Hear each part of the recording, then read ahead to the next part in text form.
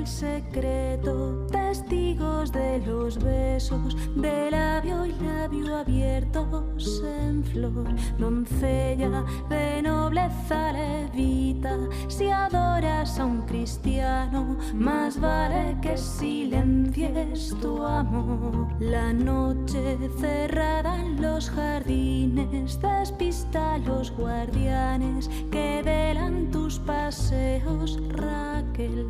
Tan solo la luna en su crecida conoce de tus dichas y el pozo en que le aguardas a él. Busco la belleza a través de la música y creo en su poder transformador. Me siento una observadora que busca aprender siempre. Transito desde los grandes palacios a las calles anónimas. Me inspiro en antiguas tradiciones y culturas. Con estas palabras se define a sí misma Ana Alcaide, una intérprete, compositora y productora musical de Toledo que investiga en torno a antiguas tradiciones y culturas a través de la niquelarpa o viola de teclas, un instrumento de origen sueco que se remonta al siglo XIV. Pilar Lago, profesora de la Facultad de Educación, especialista en didáctica de la música, ha querido hoy que conozcamos este original instrumento y el trabajo de esta también original intérprete que investiga con antiguas tradiciones y culturas. Criminal, la sangre templada de Fernando destila entre tus manos y anuncia su destino fatal. La música está ahí. Este es el título que tiene el programa de hoy. Y lo tiene por nuestra invitada. Ana Alcaide es una mujer preciosa por dentro y por fuera. Yo la conocí en la calle, eso sí, en la calle preciosa, en unas calles preciosas de la ciudad imperial, Toledo. Ella canta como los ángeles, como los pájaros. Y además se acompaña de un instrumento muy especial, de la viola de teclas. Nos va a contar lo que es la viola de teclas, nos va a hablar de ella, nos va a hablar de cómo abandona o deja de alguna manera en suspense una difícil y dura carrera como la de biológicas para introducirse en el mundo de la música. Querida Ana, bienvenida a los programas de radio de la UNED. Muchísimas gracias. Verás, yo quiero que me digas, así, a bote pronto, ¿no? ¿Por qué cantas en la calle? Bueno, tocar y cantar en la calle es una faceta más de mi actividad musical. Llevo haciéndolo muchos años, te diría que casi 10 años o por ahí va la cosa, y es una forma que me gusta de compartir y de difundir mi música y mi propuesta. Es cierto que las razones que me han llevado a hacerlo han sido muchas, en distintos momentos de mi vida pues han variado también.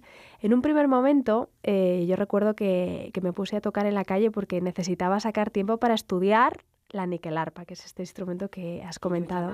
Yo he llamado viola de teclas. Realmente es el mismo nombre, niquelarpa es su nombre sueco y viola de teclas es en castellano. Y recuerdo que cuando yo empecé a tocar la niquelarpa, en aquella época yo estaba estudiando violín en el conservatorio y no tenía tiempo entre semana de poder practicar. Entonces mi motivación era el poder sacar más tiempo para ensayar y para mejorar. Y ahí yo me iba pues a las puertas de la catedral y con mi partitura, mis libros de música antigua, me ponía ahí a leer y a ejercitar. Luego, años más tarde, pues ya una vez que ya publiqué mi primer trabajo, que se llama además Viola de Teclas, ahí ya pues lo que hice pues es presentar un poquito esa propuesta, en la cual yo intentaba adaptar mi instrumento al repertorio español. Luego empecé a cantar en mi siguiente disco, ¿no? En Como la Nieve y el Sol, y ahí ya pues también la idea de querer cantar, de ofrecer canciones sefardíes, que también en el marco de Toledo pues encajan y de alguna forma creo que la gente las puede apreciar más, ¿no? Luego te preguntaré específicamente, porque es un tema muy mágico, lo de la ciudad de Toledo y lo de las tres culturas, en fin, luego hablaremos un poco de esto. Pero casi lo has dicho ya, pero me gustaría que hicieras quizá mayor hincapié. Lo que cantas en su inmensa mayoría es obra tuya. Sí, es obra mía inspirada, es decir, es como mi visión de la música, algunas piezas tradicionales antiguas y algunas son composiciones mías.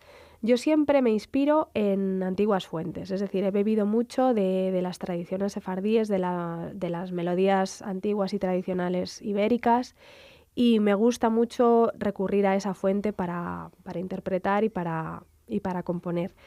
En los últimos años, a medida que he ido aumentando mis conocimientos musicales y mis destrezas, pues también he ido incorporando y aportando nuevas ideas cada vez más propias, ¿no? Te sientes cada vez más cómoda, además, supongo. Sí, yo creo que al final es una evolución y un proceso, ¿no? En un principio, Claro. pues uno empieza a intentar, pues, tamizar un poquito lo que va encontrando, y a medida que pues uno tiene más experiencia y más destreza, lo vas haciendo más tuyo y vas incorporando elementos que te dan más libertad creativa, ¿no? Entonces, bueno. Me llamó poderosamente la atención, ya lo hemos visto en otras ciudades, en otros países, sobre todo en otros países, pero me llamó poderosamente la atención, insisto, el respeto y el silencio profundo que se hace en el grupo de personas que nos paramos a escucharte. Sí, es curioso. La verdad es que en la calle se dan fenómenos muy, muy diversos y muy variados, porque imagínate, ahí las energías van y vienen, la gente también, según cada cual, su apreciación y su forma de vivirlo es distinta, pero sí que es cierto que la gente agradece la sorpresa de encontrarse algo, pues algo bien hecho, algo... Yo pienso que, yo lo digo, hecho con el corazón. A mí la motivación principal que me lleva a tocar en la calle es que lo hago porque me gusta. Es decir, si mis razones últimas fueran las de pues ganar dinero o cosas más así, creo que no funcionaría. Porque Ya. al final es algo que o lo disfrutas y lo haces con el corazón para ti porque lo vives y lo sientes, y eso además Sí. es lo que la gente recibe, o al final se te cae, ¿no? Es decir, que no... Sí, eso es cierto. Lo que pasa es que quizá comienzas tocando para ti, pero como estás hablando del corazón, y el corazón es algo que late por simpatía con los corazones de los demás, pues nos paramos, te escuchamos, te admiramos y nos dejas completamente subyugados, la verdad, quiero que lo sepas. No obstante, dime, ¿cómo surge en ti, en tu persona, este cambio personal, profesional en tu vida, ya que eres bióloga?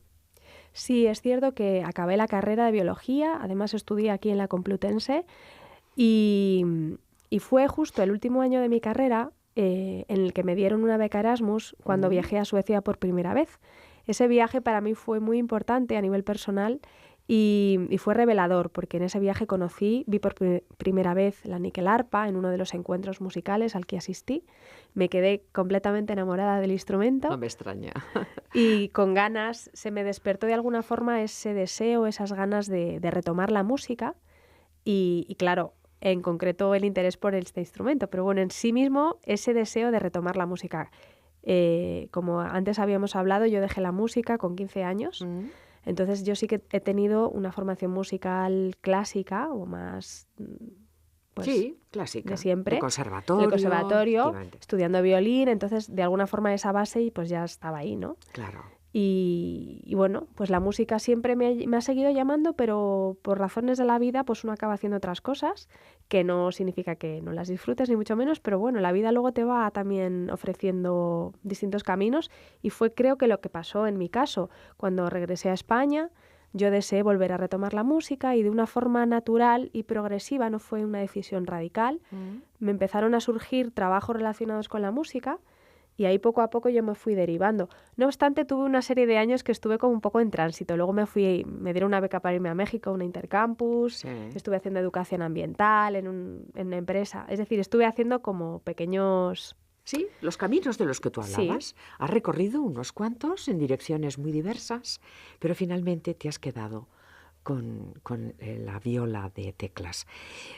Verás, yo he leído en algún sitio, entrando en la web, he leído cosas tuyas y también en prensa, y en algún momento has manifestado que te sientes sola, un poco aislada, quizá distinta, dices, pero todo esto te ha obligado a vivir una vida dándole fuerza y valor a cosas que otros muchos no reconocen. Me he sentido muy empática contigo, porque yo también me siento muchas veces muy sola en esta universidad y en esta facultad, en la UNED. Entonces, me gustaría que compartieras, cuando hablas de soledad, ¿qué quieres decir? Y sobre todo, cuando te encuentras con lo que percibes desde ti misma, desde el instrumento que has decidido que forme parte no solo de tu biografía, sino de tu propio esqueleto, porque lo acoges y lo agarras con mucho amor, con mucha ternura. Pues es cierto, el camino ese de la soledad, no de una forma negativa en sí misma, pero sí que... No, claro, ¿por qué? Sí que es cierto que yo creo que cuando uno se decanta por un área artística, en general, es un camino en el que uno de alguna forma toma unas decisiones muy personales que muchas veces no encajan con lo que globalmente se encuentra a su alrededor, ¿no? Con lo que la sociedad supuestamente valora como importante, digamos. Exactamente, ¿no? Entonces yo creo que en ese acto de creer en uno mismo, pues es un acto de valentía y de autoconfianza total, ¿no? Total. Para todo, en general, yo creo no solo para el arte, sino aquel que sigue los dictados de su propio fuero interno, pues al final sale a veces adelante. Es una renuncia muchas veces a lo que se supone que o lo que... Entonces, en mi caso, pues yo creo que quizás pueda ser un poco es lo que comentamos. Yo particularmente como mujer músico, en digamos un poco el perfil que hago, sí que me siento un poco sola en cuanto a que eso es otra forma de verlo. En España, por ejemplo, pues no existe un perfil de mujer músico frecuente como el mío, es decir, pues hay gente, pues son mujeres que cantan, que forman parte de grupos, pero digamos una mujer que compone, que produce, que es como cantante, instrumentista, no es muy habitual. No. Yo, por ejemplo, en Suecia concretamente sí que he visto muchas más mujeres de ese perfil. Ya. De hecho, pues he tenido compañeras que... Yo, si te sirve de algo, estoy muy en contacto con la Asociación de Mujeres Músico. Con Mujeres Música. Te lo digo por si en algún momento quieres ponerte en contacto con ellas, porque sería verdaderamente un encuentro maravilloso. Muchas de ellas, por no decir todas, son grandes compositoras y mujeres maravillosas. Así que yo creo que el contacto casi se hace obligado. Pero verás, estamos hablando desde hace un rato de la viola de teclas. ¿Por qué no la escuchamos un poco? Precisamente para que tú expreses con ella esa soledad, pero ese encuentro y ese seguir el camino que te has ido marcando. Bueno, pues ahí vamos. Por favor.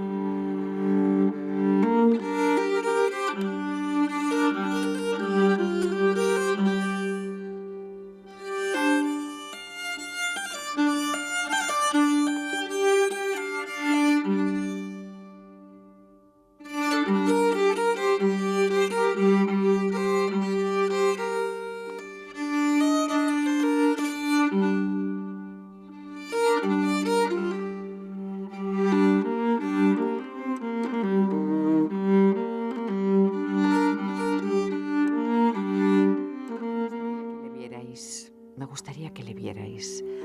Cierra los ojos, se concentra y habla con el instrumento. Verás, la primera vez que yo oí este instrumento me pareció una mezcla entre viola, pero también zanfoña. Me pareció un instrumento, si yo no miraba, cuando lo vi me sorprendió, me encantó por su forma, por su estructura, su magnetismo, su tecnicismo, etc. Cuéntanos precisamente un poco todo esto. ¿Cuál es su origen, su organología? Cuéntanos un poco. Que tu voz le explique al oyente lo que no ve. La niquelarpa o viola de teclas es un instrumento que se remonta originalmente al siglo XIV y es pariente cercano de la zanfona. La zanfona es un instrumento pariente, sí. Algo me parecía, sí. De hecho, si lo miramos en la historia, sería como la combinación entre lo que es el cuerpo de una viola de gamba, que en este caso es mucho más estrecho que una viola de gamba, con el teclado de una zanfona. Claro. Eso fue lo que se piensa que dio origen a la niquelarpa. Los primeros hallazgos, como he dicho, se encuentran en una isla sueca que es Gotland y se remontan al siglo XIV y ahí ya se ven unos angelitos en los pórticos de allí, de las iglesias, que están tocando algo semejante a una niquelarpa, ¿no? Y es un instrumento que se atribuye en los suecos como propio.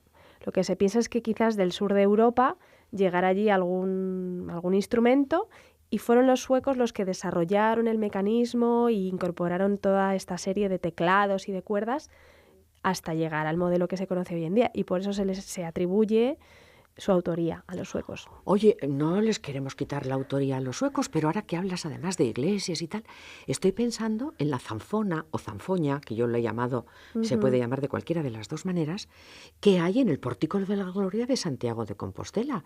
También podría haber sido de un lado a otro, del otro lado al uno, ¿no? Así es. De hecho, por las teorías que se manejan, parece ser que fue la corriente del sur, que es donde se tocaba ya la viola de gamba. Y la zanfona, porque la zanfona es anterior a la viola de teclas. Es, claro. Entonces, que de ahí del sur de Europa surgiera esa idea para llegar a la niquelarpa, ¿no? Subiera hasta arriba, hasta Escandinavia, y ahí se desarrollara. Bueno, una preciosidad, la estábamos viendo. Oye, voy a volver a insistir otra vez con este punto tan interesante de que tocas en Toledo, pero podrías hacerlo igualmente en Segovia, en Ávila, o en Barcelona, o en Madrid. La verdad es que el hecho de tocar en las calles, lo que comentábamos antes, no es algo que me surja en sí mismo por el hecho de tocar en la calle, sino que ha venido muy vinculado por la idea de vivir en Toledo. Claro. Por ese hecho. Es decir, yo creo que nunca me verás tocando en el metro de Madrid, o no digo que no pueda, pero no me surge el deseo. Es como que yo necesito sentirme arropada, en un clima, en un ambiente, ¿no? Inspirada por un marco en el cual me apetezca pues sacar ese arte o esa espontaneidad de tocar, ¿no? Sí, te comprendo muy bien, te comprendo muy bien. Háblanos de esa parte sefard de tus obras, porque claro, Toledo, la ciudad imperial, como yo comencé diciendo, la ciudad de las tres culturas. Siempre nos hemos tragado que se llevaban bien, pues eso es solo regular a medias. Pero en fin, vamos a pensar que tú de las tres culturas te has quedado especialmente con alguna, estoy hablando de la parte sefard, o no, o podrías hablar de la parte cristiana o árabe, en fin, judía, en fin. Lo cierto es que el hecho de querer investigar o hacer más hincapié en la música sefardí, en la cultura sefardí, ha venido también por el hecho, primero, de mi ignorancia respecto a esa cultura y mi deseo de saber más. Porque es verdad que la cultura cristiana pues la tengo un poquito más controlada, no era tan desconocida para mí. Y luego hay un hecho que también ha sido importante. Yo durante muchos años he vivido en la judería de Toledo. He tenido esa suerte. En ese barrio tan maravilloso. Sí, en el barrio judío. Entonces, ¿qué ha pasado? Pues que de alguna forma ese entorno diario, esa exposición cada día a esas calles y esa historia que está detrás, pues me ha generado ese deseo de saber más. Entonces, al final yo utilizo la música un poco como herramienta para conocer el mundo. Entonces, mi forma de conocer sobre una cultura pues es a través de la música. Esa es como mi línea, ¿no? Sí. Entonces, respecto a los sefardíes, a toda su cultura y su historia, ha sido a través de la música. Entonces, yo ahora pues ya estoy más cercana, he aprendido y he dedicado 2 trabajos discográficos. No es que los haya dedicado expresamente, pero digamos que han tenido una gran inspiración sefardí, que son tanto La Cantiga del Fuego como La Luna y el Sol, que fue el primero. Bueno, maravilloso. Verás, has dicho una cosa muy importante en tu discurso. Viviste en el barrio judío. ¿Nos podrías tocar alguna pieza que te inspirara cuando vivías justamente ahí? De hecho, os voy a tocar la primera melodía, porque es una cosa también que quiero comentar, que la nikelarpa, claro, es un instrumento sueco, pero cuando la gente me ve tocarla no se piensa que es sueco, que además yo toco música sefardí. Entonces yo os voy a tocar la primera melodía sefardí que aprendí a tocar con la nikelarpa y fue para mí como una revelación de marcarme el camino, ¿no? De decir, qué bonito queda, Sí. que es un instrumento sueco, pero bueno, pues tiene ahí una puerta de explorarse. Yo creo que es un instrumento fundamentalmente antiguo. Sí. Y luego ya lo colocamos geográficamente donde queramos, ¿no? Sí. Porque además los suecos van a ser lo suficientemente generosos como para permitirnos esta licencia. Sí. ¿No te parece? Sí. Pues vamos a escucharte, Vale. Ana.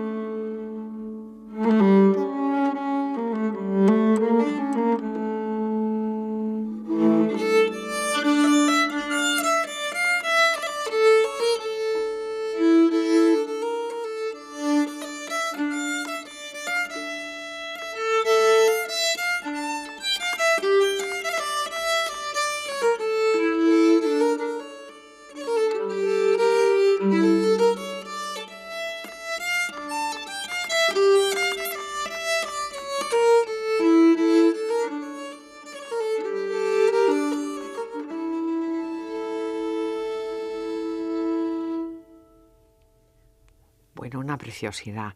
Háblanos un poco técnicamente, haznos un poquito análisis de lo que hemos escuchado. ¿Cuál es la tonalidad en la que está escrita?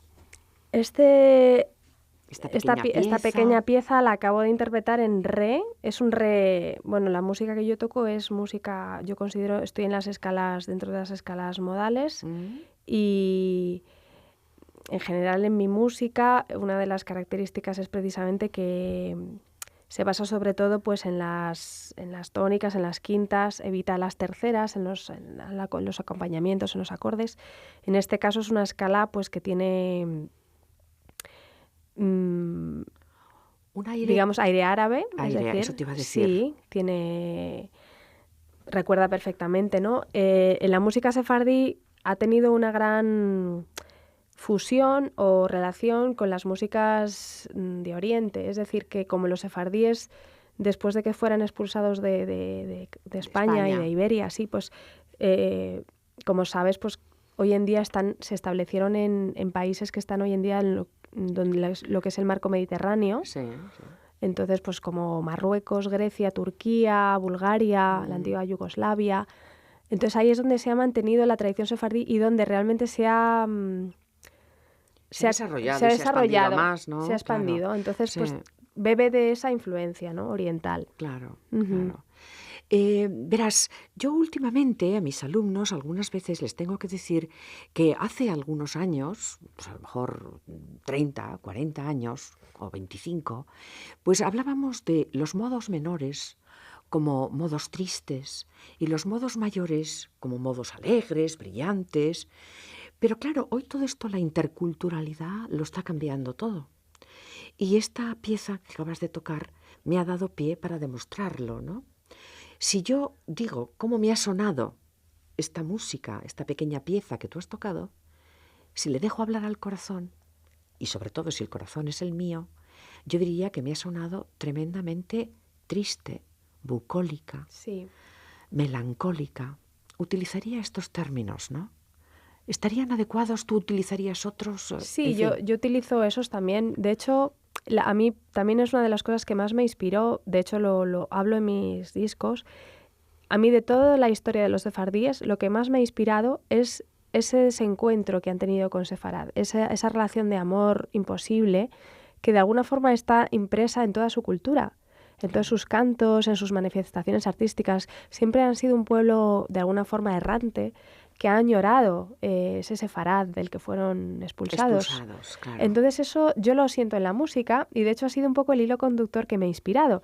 Si uno escucha música tradicional sefardí, hay muchas formas de ser interpretada o reinterpretada, Claro. algunas más alegres, otras más festivas, porque realmente al ser música tradicional está representada en muchos aspectos de lo que son las celebraciones propias de la vida cotidiana, tanto en bodas como en momentos de trabajo, de cantos de romances, nanas, historias de amor. Hay un montón de temáticas de la música sefardí, pero a mí lo que más me ha llamado o tocado de una forma personal ha sido ese lado nostálgico y bueno, pues está en relación con esto que acabas de decir. Mira, tenemos muy pocos minutos, pero me gustaría que escuchásemos una nana.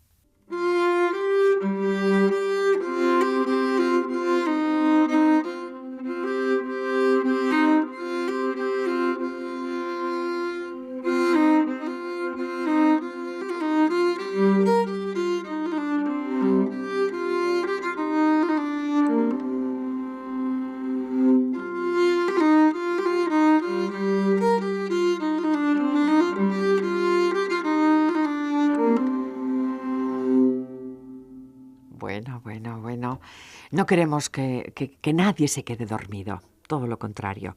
Lo que queremos es agradecer a Ana su presencia en este programa. Verás, Ana, yo titulé esta emisión La música está ahí, pero perfectamente podía haber dicho la música está ahí y en cada uno de nosotros.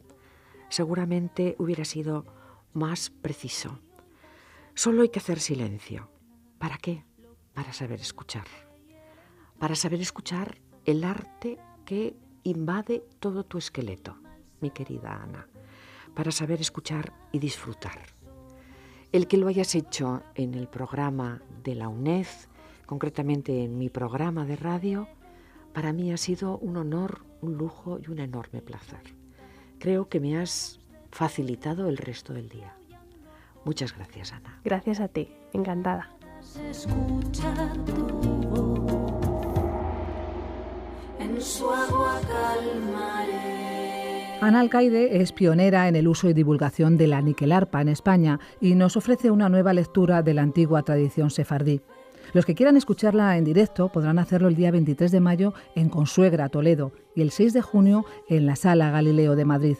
Tienen toda la información en su página web, anaalcaide.com. Damos también las gracias por traernos este regalo a la profesora de la Facultad de Educación de la UNED, Pilar Lago. Fernando, sálvame, que estás aquí.